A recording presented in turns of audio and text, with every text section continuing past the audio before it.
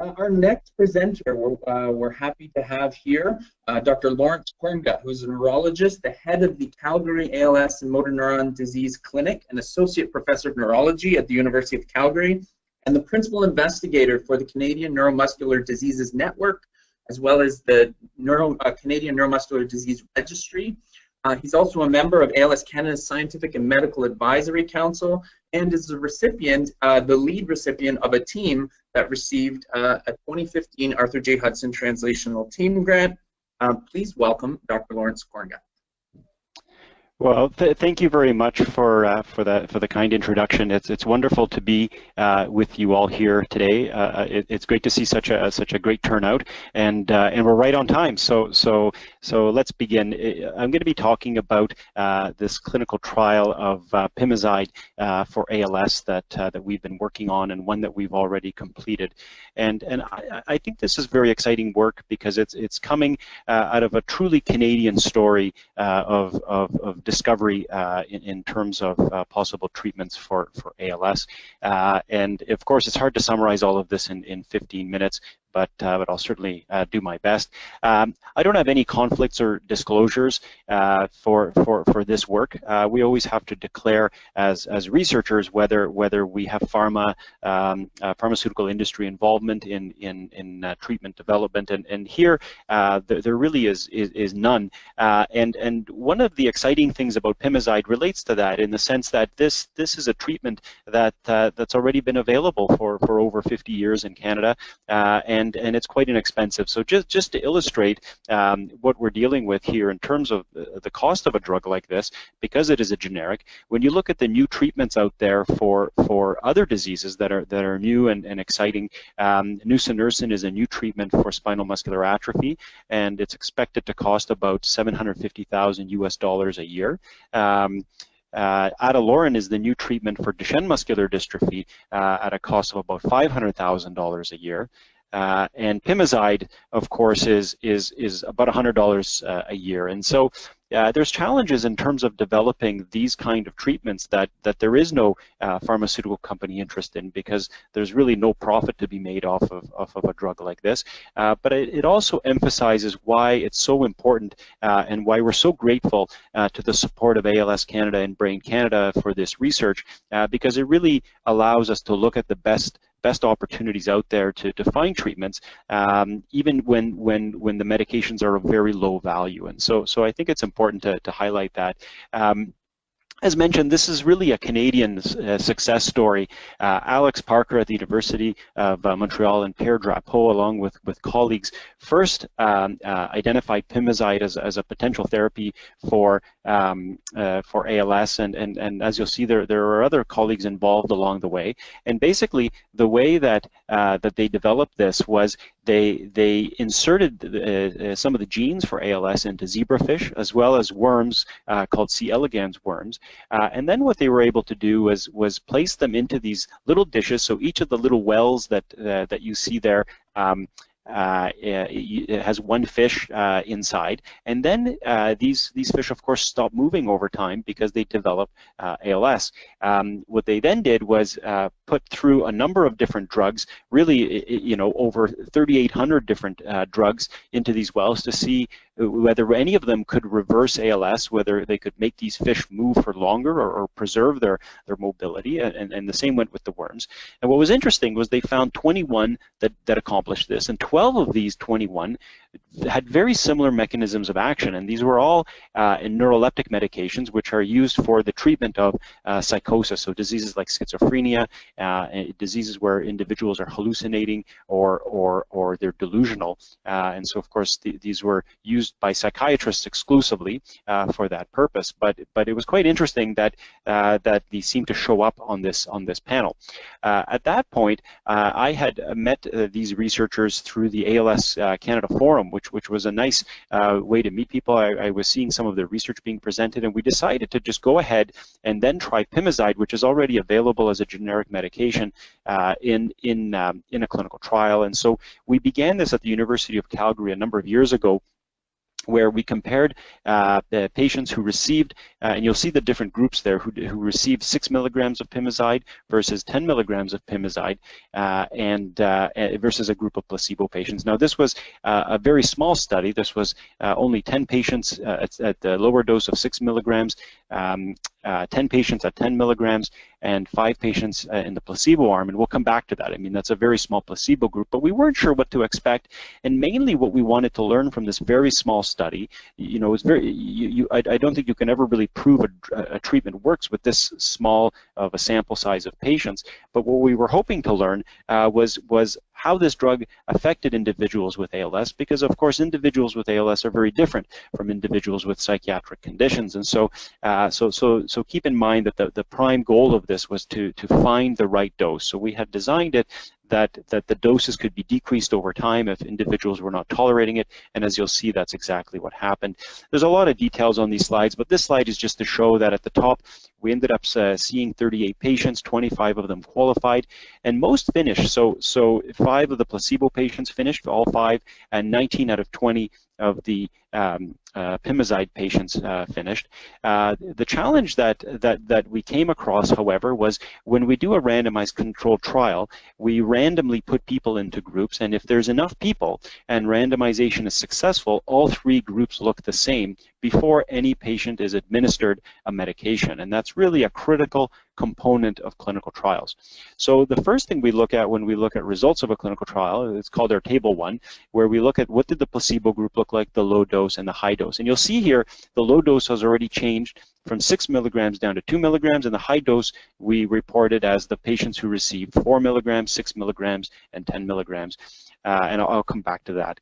But the first thing you notice is that in the patients in the placebo group, they were actually more severely affected. And so just by chance, and again, because there's only 5 of them, when you have such a low number of patients, you can get these imbalances between the groups. But they had their vital capacity. Unfortunately, here it is. Here's my cursor. So as you can see, you know, they were a little bit younger, the patients in the placebo group compared to the treatment groups. Their ALSFRS score was lower, indicating they had less function, so they were more advanced in their disease. Their vital capacity was lower at 68% compared to the other 2 groups, which were closer to 90%. There was a higher percentage of bulbar onset, which we know does progress faster on average than limb onset. A higher number on BiPAP. Oh, I've lost my cursor. On BiPAP, and of course, when we measured strength, their strength was lower. So any conclusions that we come up with in terms of trying to interpret this initial clinical trial have to be tempered by the fact that the placebo group was more advanced. So this placebo group was progressing faster even before the patients started in the trial, meaning that much of the effect that we see in this trial may not be that the drug works, but it may be that the placebo group was just moving faster in terms of progression. So that's important. So this really makes us unable to jump to any conclusions as to whether the treatment will work. But I will show you the data, but we just have to keep that in mind. As we went through the clinical trial, it became very evident that the higher doses of 6 to 10 milligrams were just not tolerated. And I think this is the real key point to take away from this first trial, was that we figured out that really anything above 4 milligrams was not tolerable by individuals with ALS. And so for the next trial, which I'll be speaking about shortly, we're sticking to a 4 milligram dose with the possibility to reduce it if we need to in a given individual, but we're not going to go higher than that. And I think that's an important result of this first trial. So what did we learn? Well, we learned that patients on Pimozide can sometimes feel more weakness, in terms of not that they become weaker from the drug, but they just can feel a bit weaker. And this was in a fairly low proportion of patients, but something to keep an eye on in our next study. And then the major side effect of Pimozide, and this was known previously, is called akathisia. And akathisia is a condition where people just feel restless. If you're a little bit irritated and restless, and we know that at 4 milligrams per day, that occurred in about 62.5% of individuals above and beyond the placebo. because of course they're compared to the placebo group, and 25% at the 2 milligram dose. However, most of the time this was very mild, and the individuals on the medication were okay with it. So again, this can range from very mild to very severe. When it becomes bothersome, we do reduce the dose or discontinue the treatment. And as you see, 0% of the 5 patients with the placebo developed this side effect. So it's kind of a unique side effect and usually occurs with these antipsychotic medications. So just to go over the results, we looked at functional rating scale. Keep in mind, these individuals were on the study drug for 6 weeks or the placebo for 6 weeks. So it's a very short period of time. You know, we didn't see any difference between the placebo group, the low dose group, or the high dose group, and we wouldn't really expect to over such a short period of time. In terms of the breathing, you know, there was a bit of a trend of maybe a bit of improvement in breathing at the high dose. However, you know, again, these are very small numbers. The error bars overlap, and so ultimately we didn't see any change there.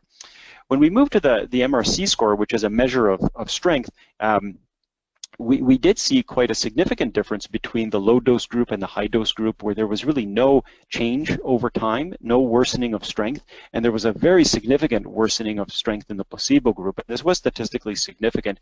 But the challenge, however, is that initial issue is that this group was progressing faster, and we know that now.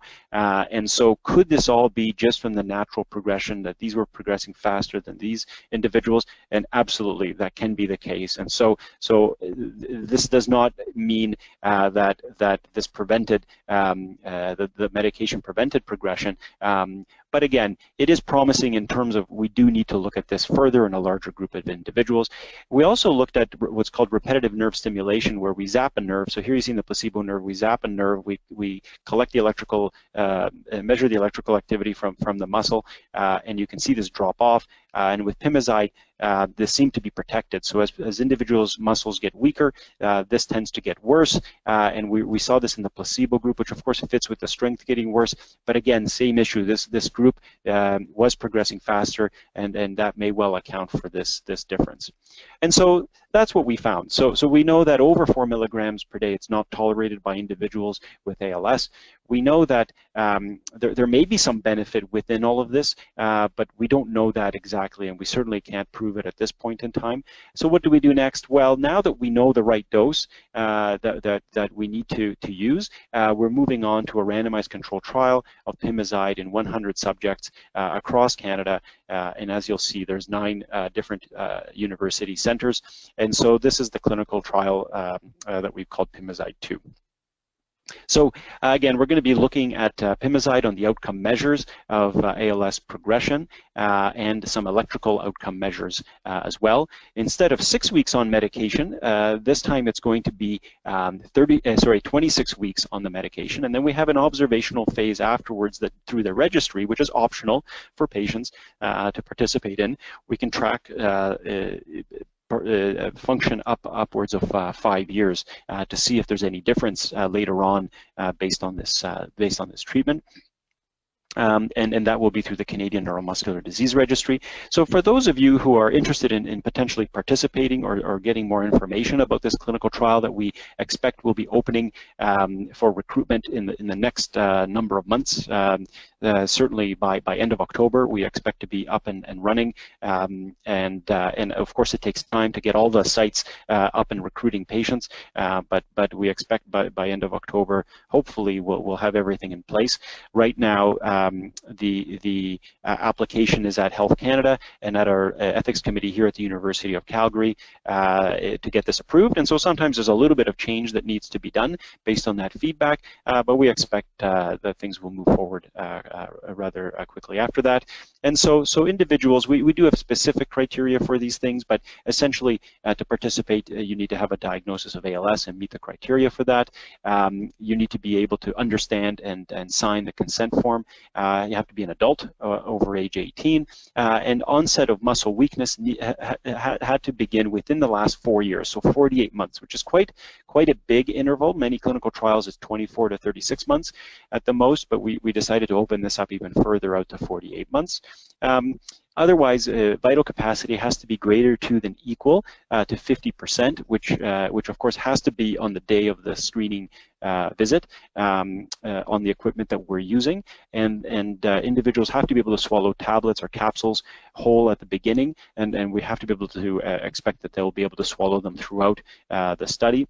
And then we do have a host of laboratory testing that we do to make sure there are no contraindications. Pimozide does have other side effects, which I didn't mention here today, and it can interact with other medications quite easily and cause quite significant side effects through the other medication or through itself. And so we're very particular about what people can be on while they're on Pimozide, and so individuals have to pass all of these steps, and this is standard for any clinical trial. Also, if somebody's taking Riluzole, they have to be on a stable dose for 30 days. And since Radicava has become available in the United States, and we are hopeful, of course, and you'll be hearing more about this today. Sometime within the next year in Canada, if an individual is receiving edaravone, also known as Radicava, they are eligible to go on to enter the clinical trial.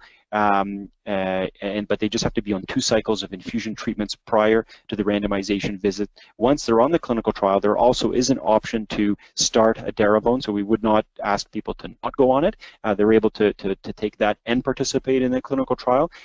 We just have to do an extra visit to get some more measurements of things. We also exclude individuals with certain conditions such as akathisia. So if somebody already has this problem, certainly adding a medication like Pimozide is only going to make things worse. So individuals with conditions that can be caused by Pimozide, we're not allowing into the trial. So for example, restless leg syndrome, because that can really be worse, and we saw that in the first trial by this treatment, or any other previous reactions to medications like that. So there's quite a list of these. I'm not going to go through all of them in great detail today. Here's a list of the participating sites that will be joining us for this clinical trial, as long as all goes well. We still have to go through contracting processes and that, but we expect all of these, are the vast majority, will of course be recruiting patients. So if you're interested, these are the sites that you could go to for the trial. And of course, in summary, again, this is a very exciting story, I think, of real strong basic science with the individuals you see listed there. Dr. Zinman and I then took it from there and developed this first trial, and now this second trial. And so it's a nice bench to bedside story. We have a large University of Calgary team that of course works on this, and as you can imagine, the majority of work is done by them, and so to them I'm very grateful as well. And of course to our funders. So the first clinical trial of 25 subjects was funded by a very generous donation from the Quirk family, originally here from Calgary, as well as University of Calgary pilot funding dollars, and of course that allowed us to finish that first trial. This next study, we're very grateful to ALS Canada and Brain Canada for the Arthur J. Hudson Translational Team Grant from 2015 to now move forward with this clinical trial. It does take time, of course, to finish the first trial and get everything organized for a big effort like this. So we're very, very excited to get started. Okay. Great, thank you, Lawrence. I'm sure that could have easily been a 1-hour talk, given if you'd come through how much work went into getting to the Pimozide, and then racing through that in 15 minutes is not easy. I have one question. We have time for about one question. And one of the things you mentioned was that Pimozide's very cheap.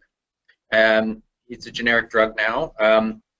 We're looking at in ALS potentially a situation where there may be some very expensive potential therapies coming down the pipeline eventually. Do you think that there might be other Pimozides out there? Lots, there was 3,800 compounds in that screen. Could there be, tens of thousands of other screens out there where there might be something that could be beneficial and actually quite cheap? Absolutely. You know, I think this is a good example of how the process can work and work fairly quickly. You know, I mean, this is a period of about, you know, 4.5 years from when this discovery was made through to, you know, a fair-sized clinical trial like we're talking about here. But absolutely, I mean, you know, no one treatment may not work for everybody, so it's important to pursue as many as possible. But also, combination treatments, you know, may be the way to go. And so any of these treatments that we can discover and through a process like this, I think is optimal. And Dave, I think you're absolutely right. You know that you know this should be repeated, and it's certainly being repeated in other by other teams with focusing on different drugs. But the fact that ALS Canada saw this and felt that this was worth funding, I think says a lot, you know, about ALS Canada's commitment to this kind of process, which I think is absolutely the way to go. And then I would add one more thing. You know, these types of medications, you know, in early clinical trials can show some excitement. As you saw, you know, if you look at the data one way, you can say, wow, this really works. But actually, when you dig down deeper and you figure out that that placebo group was actually progressing faster even before the clinical trial, it really tempers the results and really shows you can't come up with a real conclusion here. You just need to keep working on it. And so I want to be clear, I would not recommend anybody with ALS going on Pimozide at this time. You know, it is a challenging medication to administer. It has a lot of safety monitoring requirements, and I think within the safety of a clinical trial where we're very intensive about these things, it's very reasonable and very safe. But certainly, I don't think there's near enough evidence at this moment to be prescribing it. So just to be clear about that. Well, thank you very much, Lawrence, and we really appreciate it, and we'll talk to you again soon. Thanks so much. Thanks so much.